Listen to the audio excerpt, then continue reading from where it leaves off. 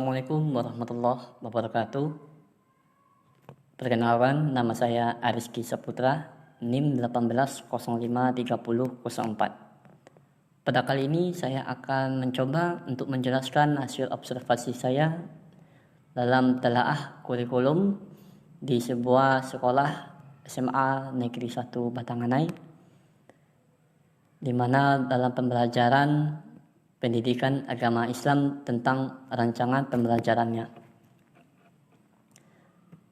Pembelajaran mata pelajaran atau kurikulum adalah pembelajaran tentang kemampuan, materi, penilaian, dan RPP yang dapat dijadikan pedoman bagi guru di sekolah. Dalam melaksanakan pendidikan karakter di sekolah, secara teknis, setidaknya ada 4 opsi strategi komprehensif dapat digunakan untuk mempromosikan pendidikan karakter sekolah. Yang pertama adalah strategi pertama, mengintegrasikan muatan kurikulum pendidikan karakter yang telah ditetapkan ke dalam semua topik yang relevan, terutama agama, kewarganegaraan, dan bahasa, baik itu bahasa Indonesia dan bahasa daerah. Yang kedua adalah strategi kedua, yaitu mengintegrasikan pendidikan karakter ke dalam kegiatan sehari-hari di sekolah. Yang ketiga, strategi itu mengintegrasikan pendidikan karakter ke dalam rencana atau kegiatan yang direncanakan. Yang keempat adalah strategi, yaitu menjalin komunikasi dan kolaborasi antara sekolah dengan orang tua siswa. Baik, kita mungkin langsung saja kita mereview pengembangan silabus pendidikan agama Islam di SMA. Salah satu inovasi mata pelajaran berbasis kompetensi adalah peluang kabupaten atau sekolah mengembangkan silabus sesuai kondisi yang dibutuhkan. Silabus adalah rencana pembelajaran untuk kelompok mata pelajaran dan topik tertentu yang meliputi standar kompetensi, kemampuan materi dasar, topik atau pembelajaran, kegiatan pembelajaran, indikator penilaian, alokasi waktu, dan sumber atau bahan atau alat pembelajaran.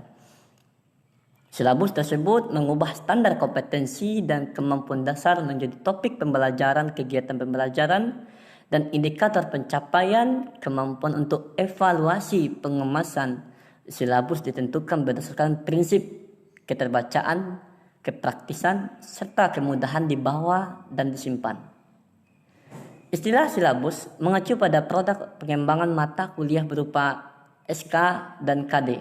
Yaitu SK adalah standar kompetensi dan KD adalah kompetensi dasar, untuk dikembangkan lebih lanjut ke materi yang dipelajari. Pengalaman belajar harus diselesaikan dan sistem evaluasi untuk menentukan nilai standar kompetensi. Dengan kata lain, pengembangan kurikulum dan pembelajaran menjawab pertanyaan-pertanyaan berikut. Yang pertama adalah apa yang diajarkan. Yang kedua, bagaimana melaksanakan kegiatan pembelajaran.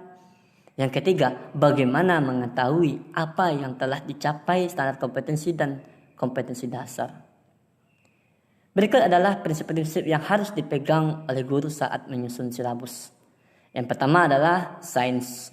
Semua materi dan kegiatan yang masuk dalam silabus harus benar dan tepat dijelaskan dapat secara ilmiah. Selain itu, strategi pembelajaran yang dirancang dalam silabus perlu memperhatikan prinsip pembelajaran dan teori pembelajaran.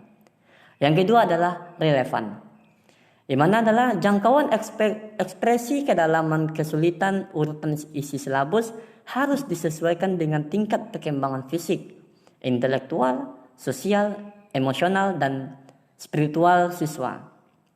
Dengan kesesuaian isi dan metode pembelajaran tercermin dalam materi pembelajaran dan kegiatan atau proses pembelajaran akan mempengaruhi makna pembelajaran.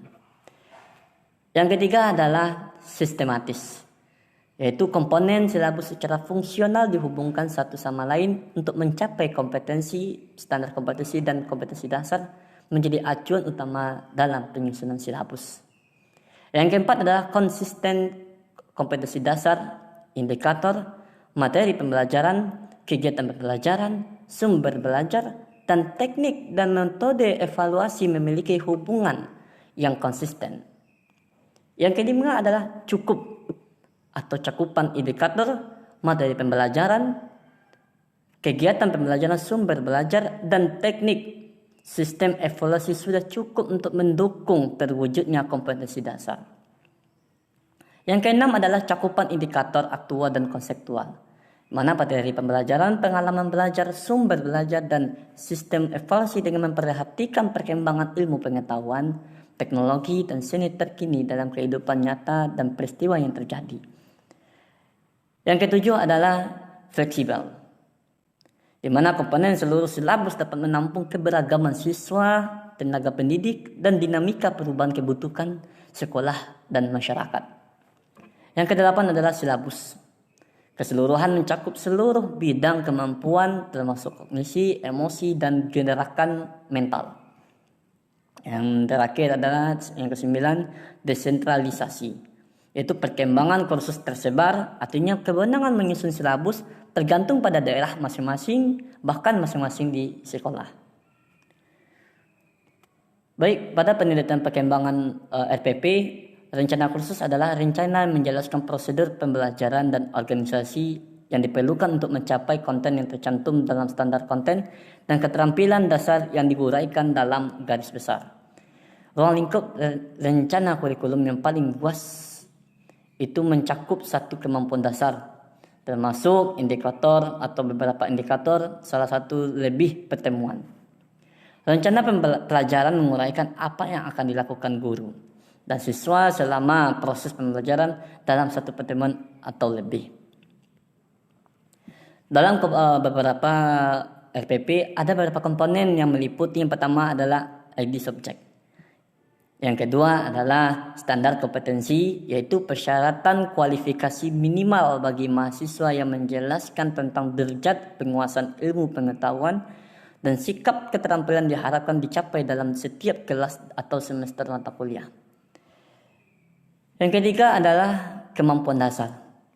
Keterampilan tertentu yang harus dikuasai siswa sebagai acuan indikator kemampuan dalam persiapan mata kuliah. Yang keempat adalah indeks pencapaian kemampuan, yaitu perilaku yang dapat diukur dan diamati untuk menunjukkan percakapan kemampuan dasar tertentu. Dan perilaku tersebut menjadi acuan dalam mengevaluasi mata pelajaran, di mana indikator pencapaian kemampuan dikembangkan dengan menggunakan kata kerja operasional yang dapat diamati dan diukur, termasuk pengetahuan, sikap, dan keterampilan. Yang kelima adalah tujuan pembelajaran.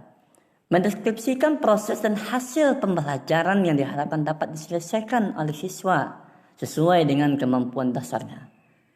Yang keenam, bahan dasar, yaitu memuat dengan fakta, konsep, prinsip, dan prosedur yang relevan dan disusun dalam bentuk proyek sesuai dengan rumusan indikator kompetensi. Yang ketujuh adalah alokasi waktu, ditentukan sesuai dengan kebutuhan pencapaian kompetensi dasar dan beban pembelajaran. Yang kedelapan adalah metode pembelajaran, di mana guru menggunakan untuk menciptakan suasana belajar dan proses pembelajaran sehingga siswa dapat memperoleh kemampuan dasar atau seperangkat indikator yang telah ditentukan. Yang kesembilan adalah kegiatan belajar. Selanjutnya adalah bahan ajar pendidikan agama Islam dan penelitian pengembangan karakter. Yang pertama adalah kursus PAI atau pendidikan agama Islam. Materi pembelajaran pada hakikatnya merupakan bagian yang tidak terpisahkan dari silabus, yaitu perencanaan. Peramalan dan perencanaan pekerjaan yang akan diselesaikan selama kegiatan pembelajaran. Baik secara garis besar dapat dikatakan bahwa bahan ajar adalah pengetahuan, keterampilan, dan sikap yang harus dikuasai siswa untuk mencapai standar kemampuan yang ditetapkan. Materi pengembangan menempati posisi yang sangat penting dalam keseluruhan kurikulum dan harus dilakukan persiapan agar pelaksanaan pembelajaran dapat mencapai tujuan. Sasaran tersebut harus memenuhi standar kemampuan dan kemampuan dasar yang harus dicapai siswa. Dengan kata lain, materi yang diperuntukkan bagi kegiatan pembelajaran harus benar-benar mendukung pencapaian standar kompetensi serta kemampuan dan indikator dasar materi pembelajaran pada hakikatnya merupakan bagian yang tidak terpisahkan dari silabus, yaitu perencanaan. Mata pelajaran pendidikan agama Islam pada merupakan bagian dari mata pelajaran pendidikan yang bertujuan agar siswa memahami, menghayati, dan meyakini agama Islam. Kemudian menjadi dasar gaya hidup mereka melalui pembinaan, pengajaran, pelatihan, teladan, dan kegiatan penggunaan pengalaman dari kebiasaan. Untuk itu, rancangan pembelajaran yang baik akan menghasilkan proses pembelajaran yang baik juga. Dan proses yang baik juga berpeluang mendapatkan hasil yang baik. Silabus dan RPP merupakan komponen utama dari RPP dan berperan penting dalam keberhasilan proses belajar. Oleh karena itu, sangatlah penting untuk mengembangkan silabus dan rencana pengajaran, khususnya pada pembelajaran pendidikan Islam di SMA. Agar penyusunan garis besar dan rencana kurikulum SMA PAI SMA dapat berjalan dengan lancar, maka perlu memperhatikan prinsip-prinsip perumusannya. Dalam menyusun silabus, prinsip yang harus diperhatikan adalah ilmiah, relevan, sistematis, konsisten, tepat, praktis, dan konseptual, serta fleksibel dan komprehensif. Prinsip-prinsip penyusunan rencana kurikulum antara lain itu adalah memperhatikan perbedaan individu siswa, yaitu mendorong siswa untuk berpartisipatif, aktif mengembangkan budaya membaca dan menulis, memberikan umpan balik dan tindak lanjut, menghubungkan dan integrasi, serta menerapkan teknologi informasi dan komunikasi. Baiklah rekan-rekan teman-teman semuanya, mungkin hanya itu yang dapat saya sampaikan. Apabila ada kata-kata yang salah, ada kekurangan, saya mohon maaf. Akhir kata, Assalamualaikum warahmatullahi wabarakatuh. Terima kasih.